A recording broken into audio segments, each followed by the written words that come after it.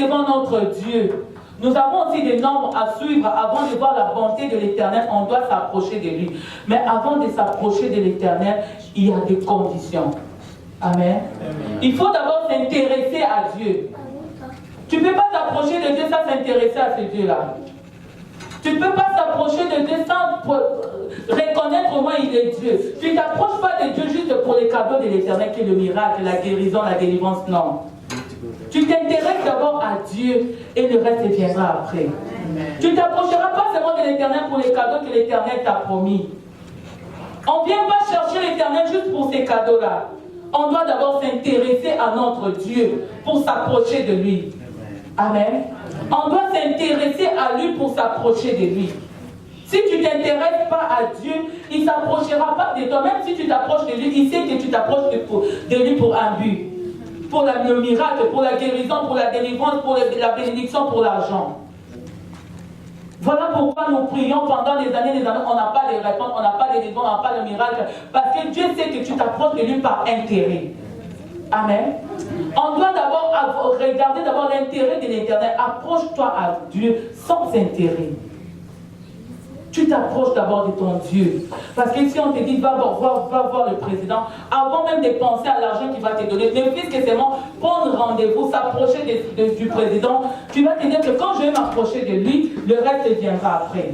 Parce que toute personne qui va voir le président, il ne retourne pas comme il est venu, il retourne seulement avec quelque chose. Soit de l'argent, soit un cadeau, soit n'importe quoi. Mais toi, pour t'approcher de ton Dieu, tu attends d'avoir dit, non, je vais d'abord voir le miracle pour s'approcher de l'Éternel. Intéresse-toi à Dieu, approche-toi de lui, s'intéresser à lui, lui chercher.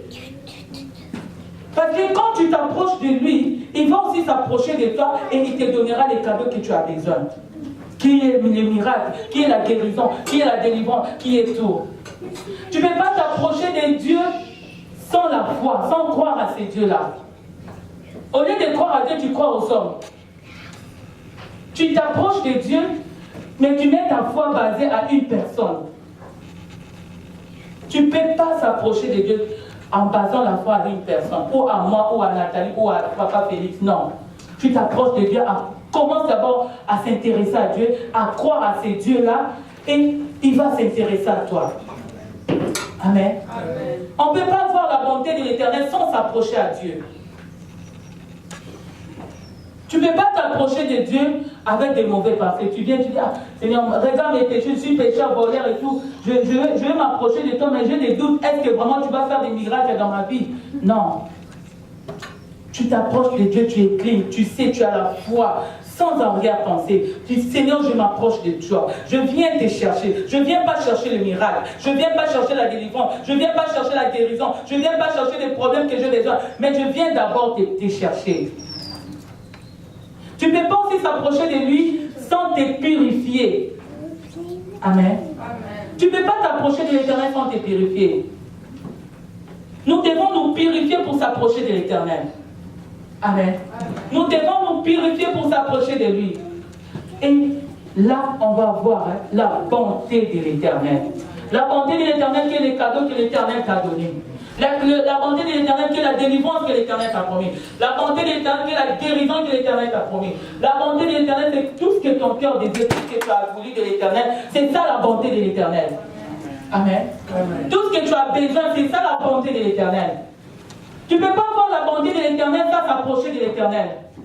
Tu ne peux pas voir la bonté de l'Éternel sans s'intéresser à l'Éternel.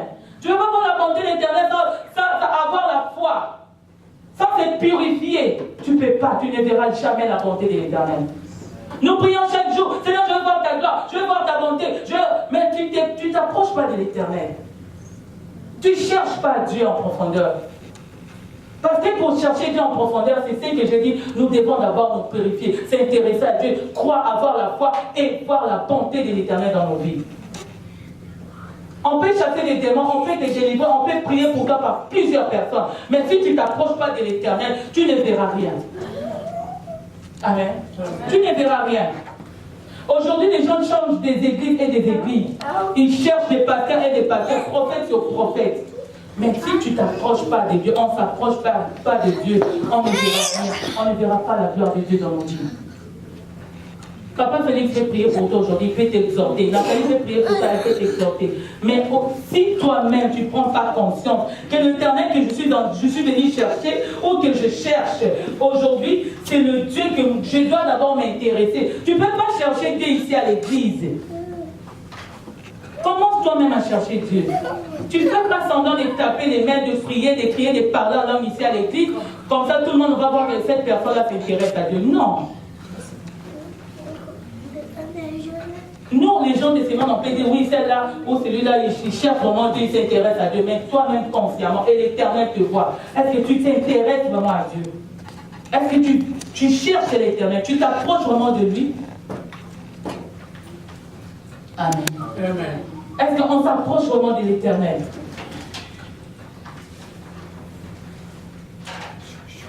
On a dit si on s'approche de lui, c'est là qu'on va voir la bonté de l'Éternel. Moi, je veux voir la bonté de l'Éternel dans ma vie. Je veux voir la bonté de l'Éternel dans cette église. Comme je vous ai dit, à partir de ces dimanches, l'autre dimanche, il y aura beaucoup de gens ici. Il y a des gens qui venaient à l'église, qui ne viennent pas à l'église. Pourquoi? Je ne sais pas. Ils sont fatigués. Pourquoi? Parce qu'ils attendent. Oh non, je vais prier. Maman, tu m'as dit, il y aura... Non, maman, pour avoir le miracle, toi-même commence à s'intéresser à Dieu. Amen. Pour avoir ces cadeaux-là, toi-même commence à chercher Dieu, à s'approcher de Dieu. Mais si tu ne t'approches pas de Dieu, même si moi je fais des prières, je gêne pour toi, il n'y aura rien. Il n'y a rien qui va se passer dans ta vie. Amen. Il n'y a rien qui va se passer dans ta vie. Nous tous, nous avons besoin de la gloire de Dieu. Nous tous, nous voulons voir la bonté de l'Éternel. Mais on nous donne des conditions. On doit d'abord commencer à s'approcher de l'Éternel.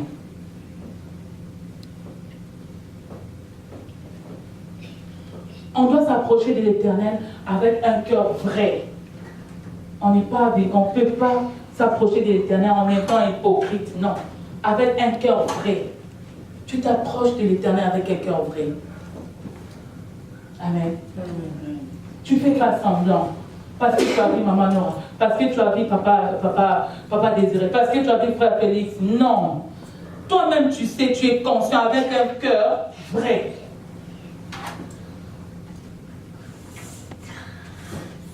Mais si tu n'as pas le cœur vrai, tu ne verras pas la bonté de l'Éternel. Si tu n'as pas la foi, tu ne verras pas la bonté de l'Éternel. Ta foi ne peut pas être basée sur une personne. Ta foi ne peut pas être basée sur moi. Non.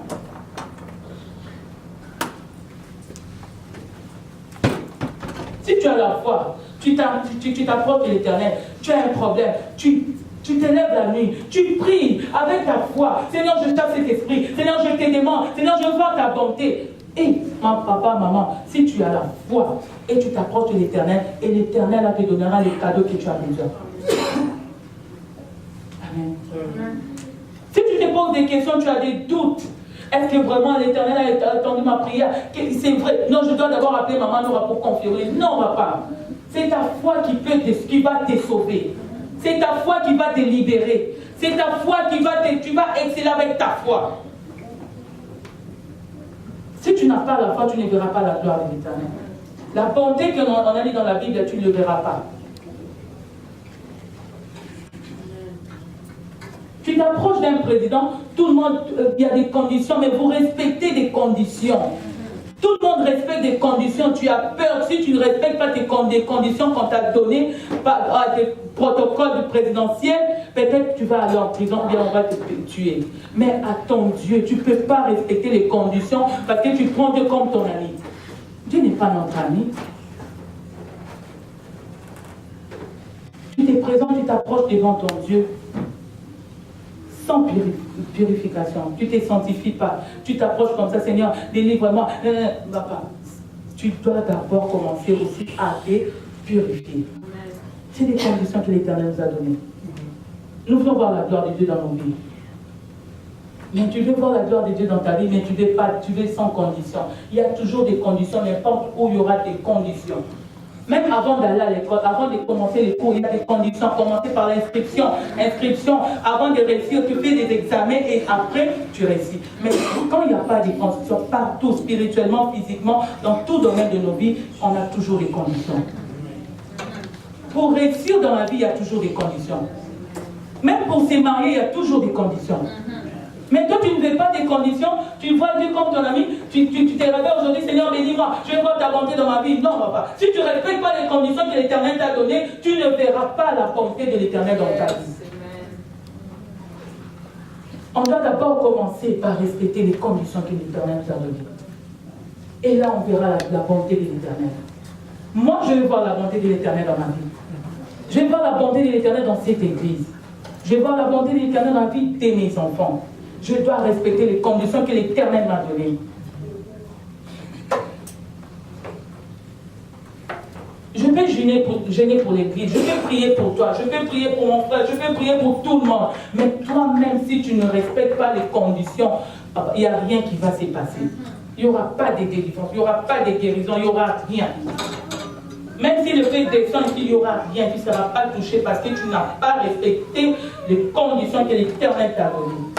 Si tu étais ignorant, mais aujourd'hui Dieu te dit, il faut respecter les conditions. Il faut voir la bonté de l'Éternel dans nos vies.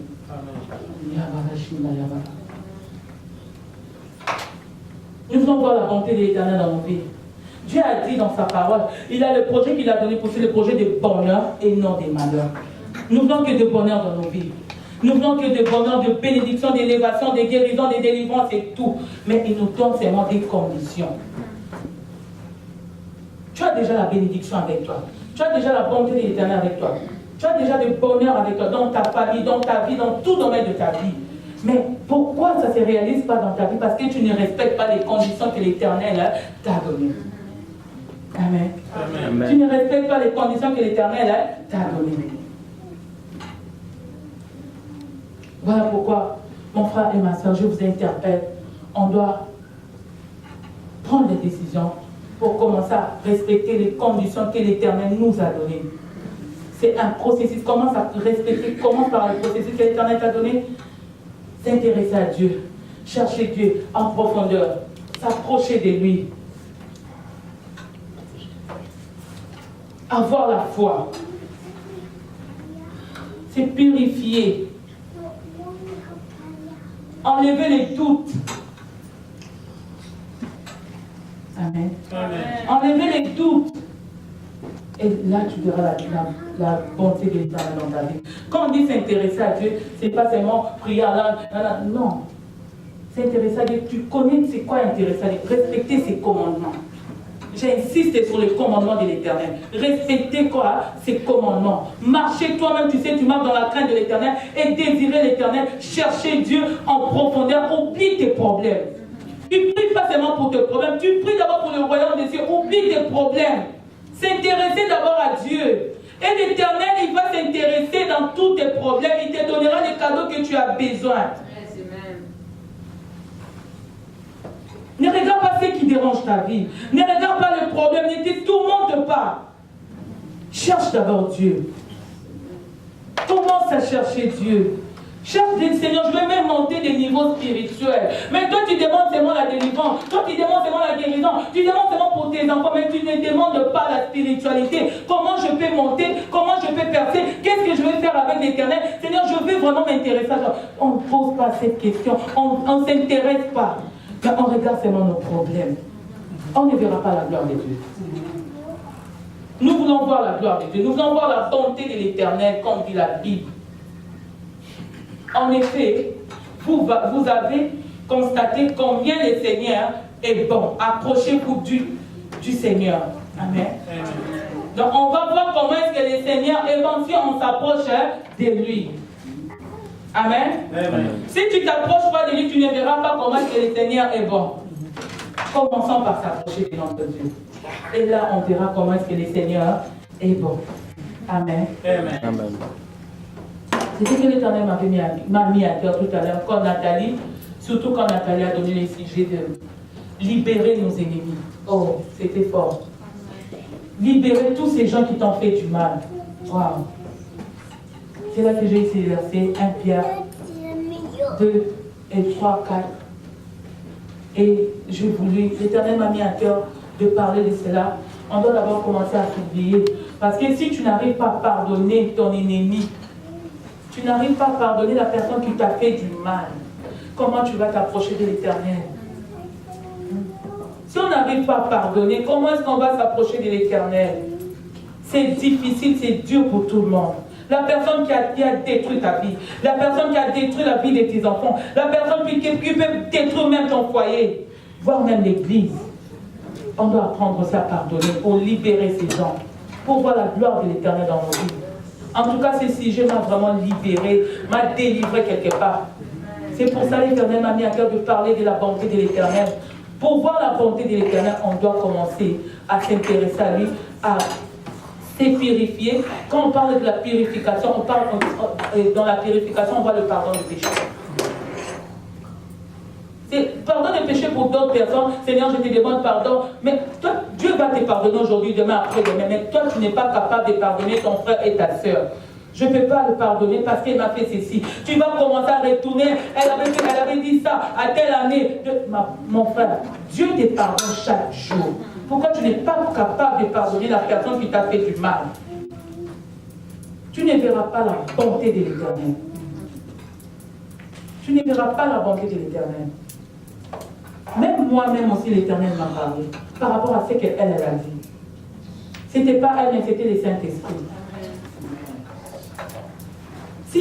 Si on arrive à pardonner, l'amour est s'aimer dans nos vies, c'est là qu'on va voir la bonté de l'Éternel dans nos vies. Mais si tu ne pardonnes pas, tu ne verras pas la bonté de l'Éternel dans nos vies. Tu veux seulement que l'Éternel te pardonne, l'Éternel pardonne mes enfants, l'Éternel pardonne mon mari, mais toi tu n'es pas capable de pardonner. Tu peux faire des prières d'agression, Seigneur, j'envoie le feu dans les cas de mes ennemis, mais si tu ne pardonnes pas tes ennemis, les prières seront nulles et sans effet. On doit apprendre à pardonner nos ennemis pour voir la bonté de l'Éternel dans nos vies. On doit apprendre à nous purifier parce que quand tu pardonnes, tu te purifies, donc tu es clean. Tu respectes aussi, parmi les conditions que l'Éternel t'a données, tu respectes aussi ces conditions-là pour voir la bonté de l'Éternel dans ta vie. Si nous respectons les conditions que l'Éternel nous a données, les cadeaux que tu attends de l'Éternel là, toi-même tu sais pour ton problème, les cadeaux là que tu attends de l'Éternel, je ne sais pas moi c'est quoi. Ça va commencer à se réaliser dans ta vie sans pour autant même que tu pries pour ça. Même Seigneur, donne-moi les mariages, Seigneur, donne-moi les enfants, Seigneur, donne-moi la vie, Seigneur, guéris-moi. Ça viendra parce que tu as respecté les commandements.